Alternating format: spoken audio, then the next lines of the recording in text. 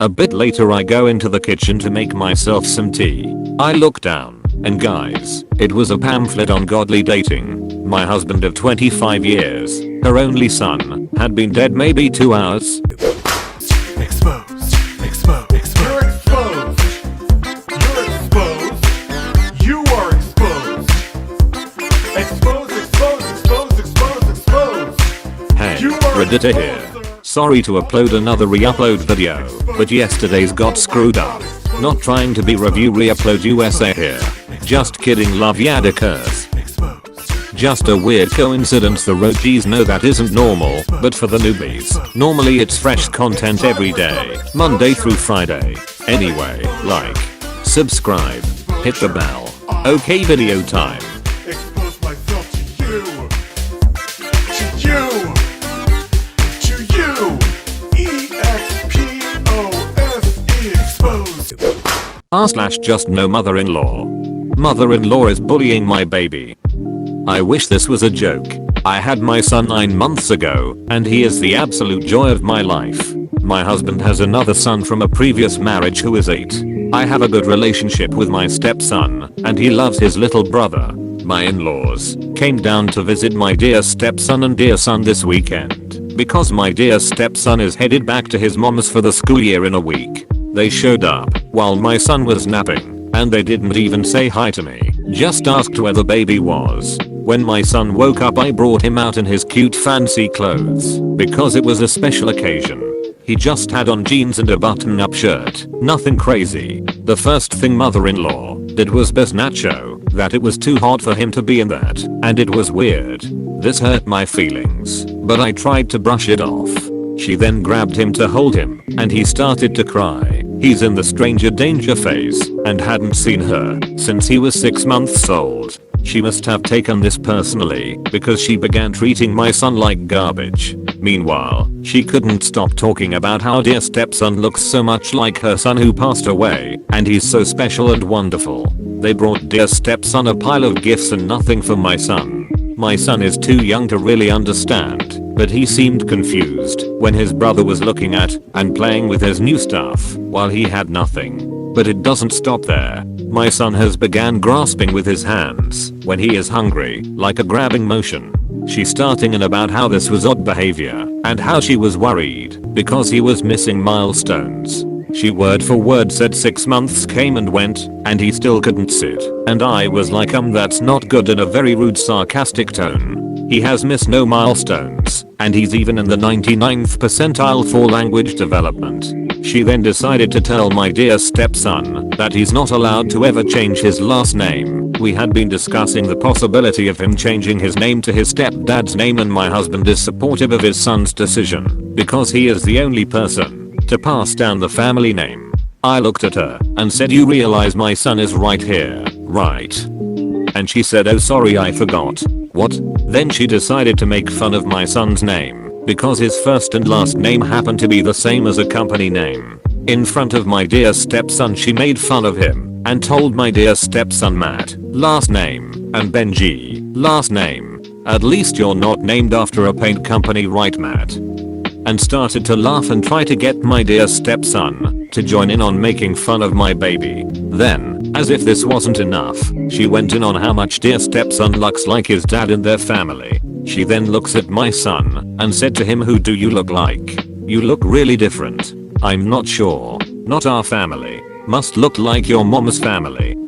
This made me audibly laugh because my son has blue eyes like his dad, while mine are brown. It was so rude. Mind you, all of this happened when my husband left the house to run errands with my father-in-law. As soon as he came home she immediately stopped her disgusting behavior when he was there. My father-in-law, who I have never gotten along with, treated my son and SS the same.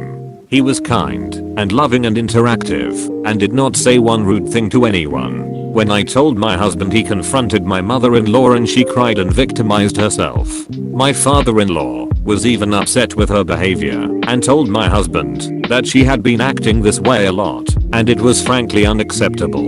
I'm just shocked that anyone would treat a baby like this, let alone your own grandchild.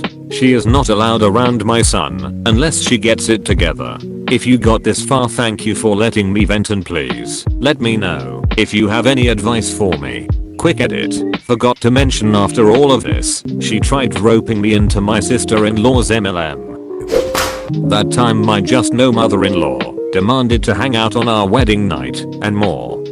TW. Death. Hi everyone. Just want to say that this is my fave sub and I read it every day. I have never posted before, but have commented lots. I had a just no mother-in-law for many years until my husband passed in 2015. We had been married for 25 years and had 4 kids. This is long, but in my humble opinion worth a read. My just no mother-in-law was nice, almost too nice, until the wedding plans began.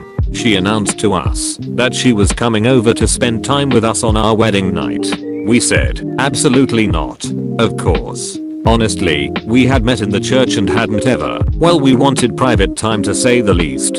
And it was weird. Now, she was never the sort to get angry or fuss about things. She would just ask, nicely, over and over, like it was the first time she had ever broached the subject. She was deeply hurt by our refusal and brought it up, nicely, throughout our relationship. When I had children it was more of the same. My second child had to wear a medical device. She would ask him, repeatedly, if he wanted to take it off. We would say no, he has to wear it. He was fine wearing it. She would agree and turn right to him and say, honey, would you like to take that off? And we would tell her to stop and she would say of course and then do it again. Never once insulted me or raised her voice. I have a clear memory of when my son and daughter, twins, were toddlers and we had gone to the zoo. I had packed a picnic lunch and she asked me to set it up on one of the tables. She didn't offer to help with the kids or anything, and I was so very eager to please and never wanted to offend my husband's family. I was desperate for acceptance. She watched me set up the entire table, which took forever while kid wrangling, and then said, oh, I think that other table would be better. I just did it, because who wants to listen to her ask nicely if the other table might be better for an hour and a half? She once called and said she was coming to visit. We live in the Pacific Northwest and she is in the Northern Midwest. We told her the dates she wanted to come wouldn't work. We would be visiting my family. We had already bought train tickets. We ended the conversation with the agreement that she would visit in the fall. The day before our vacation, ding dong, she's at the door. Kids are thrilled. I will say she was a fantastic grandma as far as being nice to the kids and playing with them.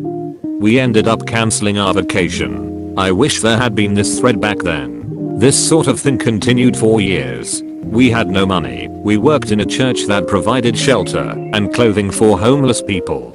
We were fine that way. When we went to her house for Christmas, we were told that we were drawing names for $50 gifts. We told her we didn't have that sort of money. She said, no worries, I will buy something for you to give. Cool. Christmas Day, family gathering, 10 minutes before Christmas exchange. I ask her, did you get a gift for us to give?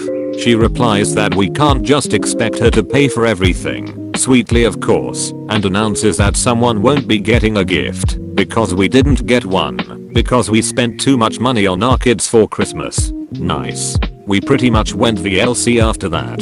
It was just too much. Many years later, my husband became ill with a degenerative disease. He suffered greatly, and she was there when he died. The last month people kept showing up at my door from out of town to see him because she had invited them. I sat her down and told her that this was family time and I wasn't hosting anyone. Cut it out. It just continued. I finally shouted at her that it was my house and no one was visiting unless I said so. Then a week later a bunch of her friends show up to stay for a week. I was incredulous and asked her what the F she thought she was doing. She said, I just thought it would be a nice surprise for you. I yelled at her, but just made nice after that, because my poor husband didn't need us fighting around him. When my husband finally passed, after much pain and suffering, the funeral home came and got him. I was sitting on the couch in the dark, just numb with pain and grief. She comes in, sits down next to me, and says, I have been saving this for you, you should read it. Hands me a pamphlet and cheerfully goes upstairs. She always acted like everything was just fine, in a nutty sort of way.